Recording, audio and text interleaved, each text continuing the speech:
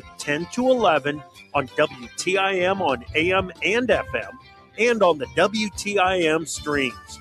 We provide farmers and ranchers with timely insights and information aimed at improving their operations. Join me, Chip Flory, weekdays at 10:06 on your Ag Information Station, WTIM.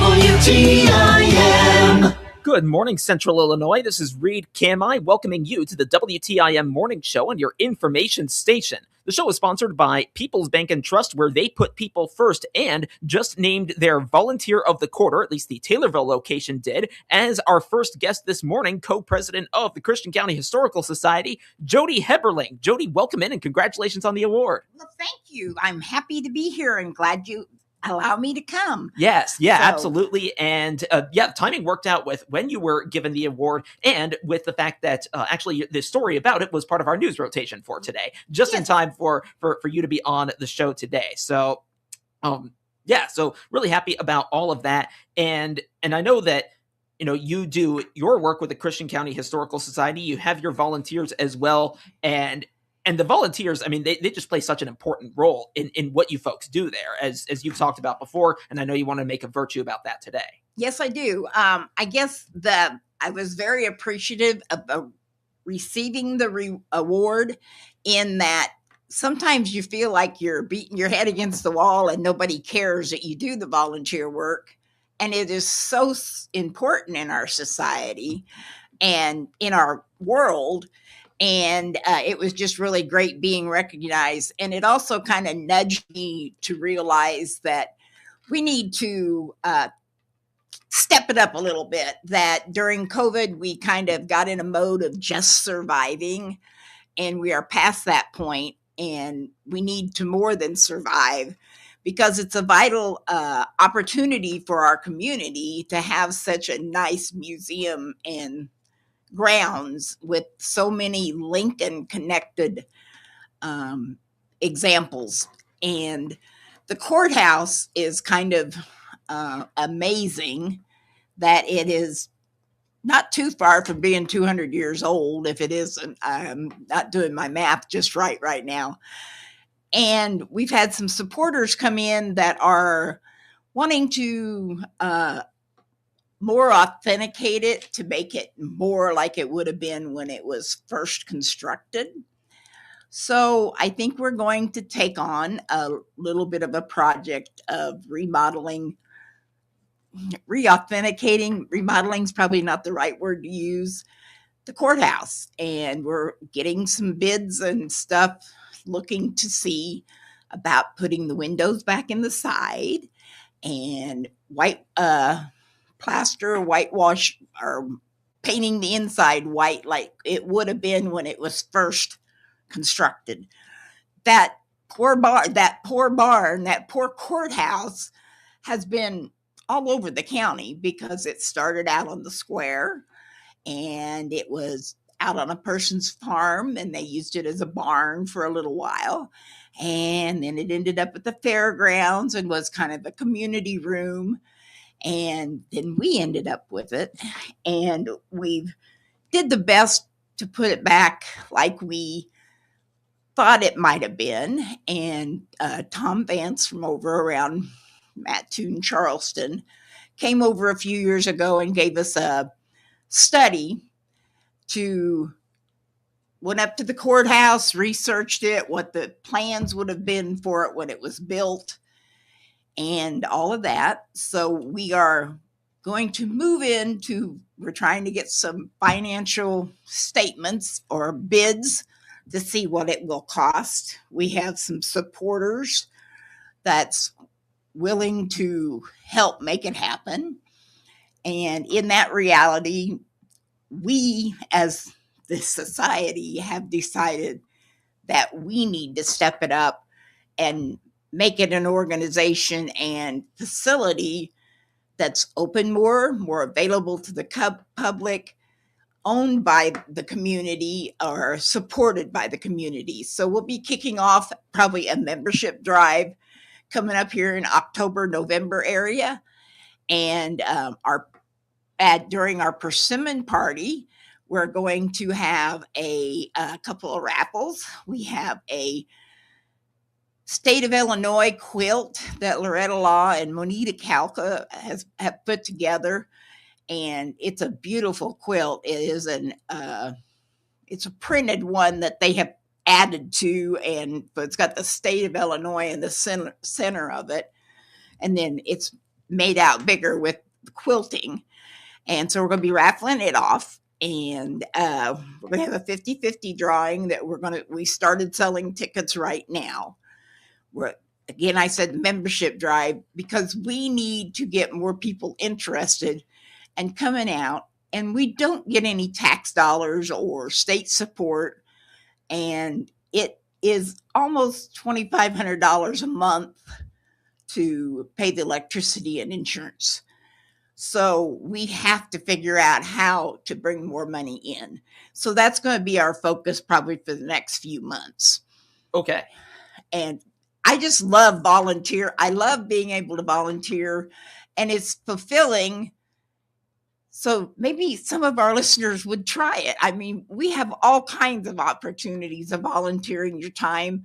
It's great to be out there when we have school tours and the kids come in, and they are so comical, some of the things they say. So it's kind of enlightening. And we will be coming up on Persimmon Party, which is in November. And we had a catastrophe yesterday that something happened to the freezer. Uh-oh. So I think we lost a lot of we always carry over some pulp from the year before to bake with. And the persimmons will be coming on in October. So we will have to pulp everything that we use this year. So it'll all be this year's pulp. So we need extra pulpers. If anybody's willing to come out an afternoon, it'll be sometime in October. We'd love for you to contact us and give us a name and number and come out and spend an afternoon with the ladies. It turns out to be a pretty good time. Sounds like it, yeah. So I just keep going back that volunteering is so important, and for our community to take ownership in the grounds and the courthouse, and to still have something that Lincoln was actually in is almost unbelievable, because you're talking about not that far from 200 years. So, yeah. So, but looking for these things and ways to help us out would be wonderful. And a membership is just committing to $15, $25, $30 a year just to help us survive. Yeah. And the 50-50 raffle is for general upkeep. So we have earmarked some money that's the way it's going. And so many times when we do get a donation, it is kind of tunneled towards a certain project. Yeah. And we see more of that going on with this courthouse project that we're getting ready to get into. Yeah. So I think it'll all be exciting. And I hope it will bring more people back in, because it's going to be quite different than what it is now. But we're hoping to figure out ways to continue to keep the age showing, or the history showing, where it has been a barn. It has been a community center. It started out as a nice courthouse for the time period, because it would have had plastered walls and spindles, and it was really neat seeing the original orders for building it. Yeah.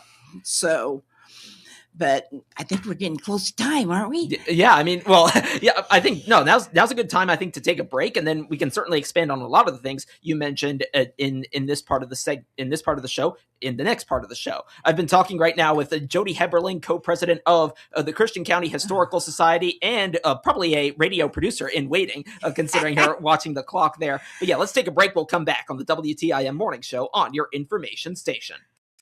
Your information station, WTIM.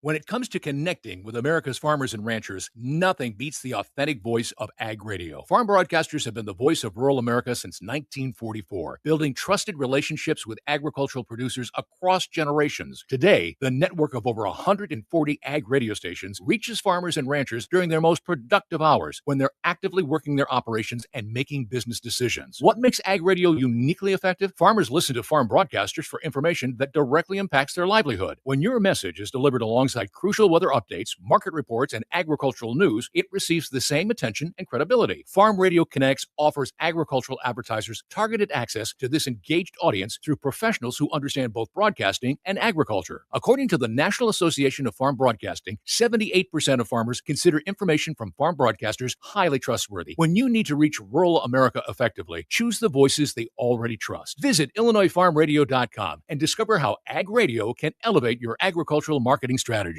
Find out all the great things happening in the Pana area on the WTIM Pana Morning Show, Tuesdays from 8:40 till 10. You'll hear interviews with Pana area community, nonprofit, and business leaders each week. The WTIM Pana Morning Show is brought to you by these sponsors: Pizza Man, Noren's Hardware, Bob Riding's Pana, and Okanee Chop Shop.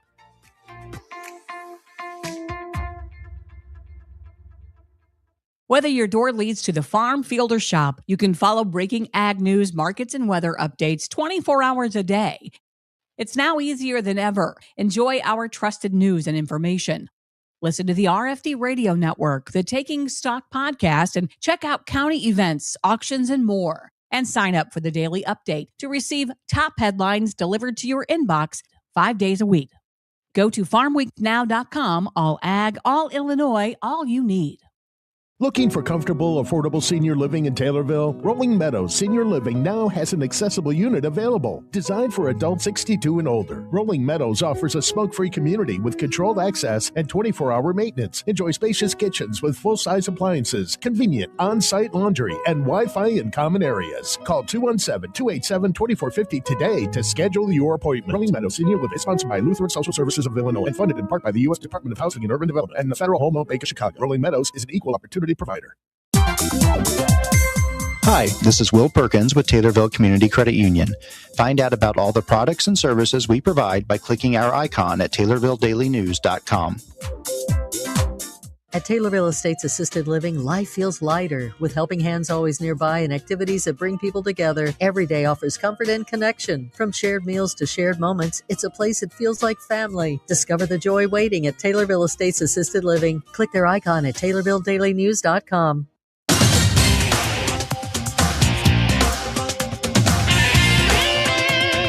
WTIM. Back on the WTIM Morning Show on your information station. The show is sponsored by People's Bank and Trust, where they put people first. I'm your host, Reed Kamai, and I continue my discussion with Jodi Heberling, co-president of the Christian County Historical Society. And we spent the first segment talking about their need for volunteers, and those volunteers could perhaps be involved in such events as what's coming up with you folks, including the Persimmon Party on November 7th. Where are you folks at with the planning for that? Well, I feel like I babbled a little bit the first section, so I'll be more specific. We like babblers. Okay, Yeah. it passes the time. Yeah. Again, I'd like to point out that we will be in desperate need of help during the month of October, because we will have to pulp all our persimmons, or we may not be able to have our persimmon party on November 7th. We are planning a persimmon bake-off. And we are planning to expand a little bit with vendors. We do have a pavilion now that will hold or protect you from part of the weather. With it being in November, it's such a chancy what the weather will be.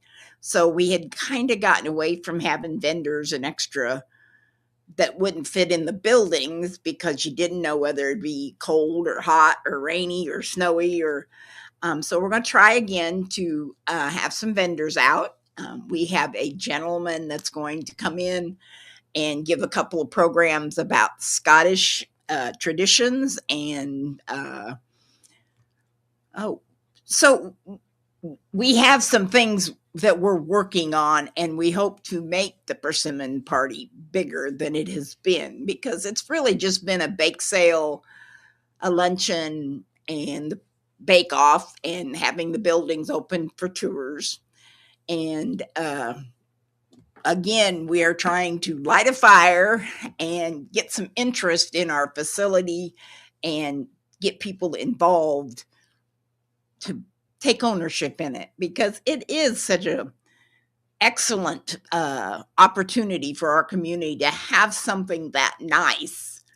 And it really is a shame that it isn't more supported by the community through taxes or through city grants, but to get grants and some of the stuff at the state level, you have to be open.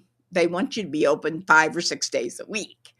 And we can't afford that. So we would love to find some volunteers that would be willing to keep the doors open a few extra days a week. And that may be as easy as just being there when somebody shows up. Most of our buildings have key cards, or whatever you want to call them, that they're quick reference points to the history and what needs to be shared.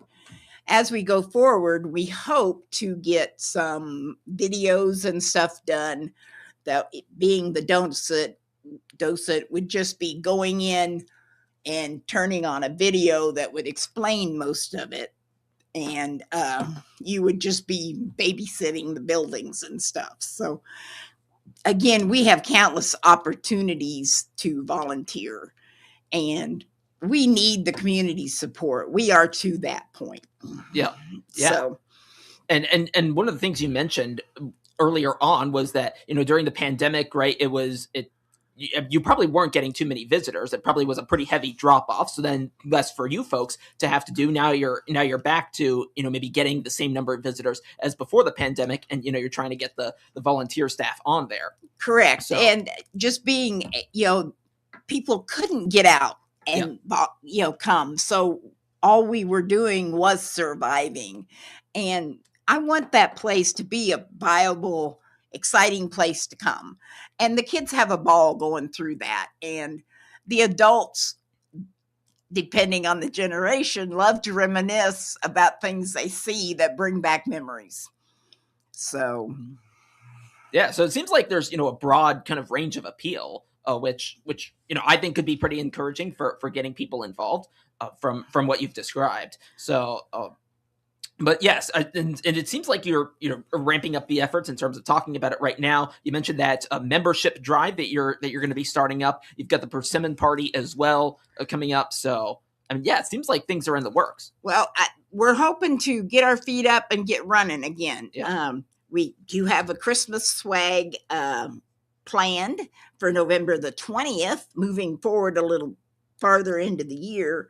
There will be a limit of 15 people on it, and we'll be making a door swag out of evergreens and stuff. And Stacy Shanks is going to lead it.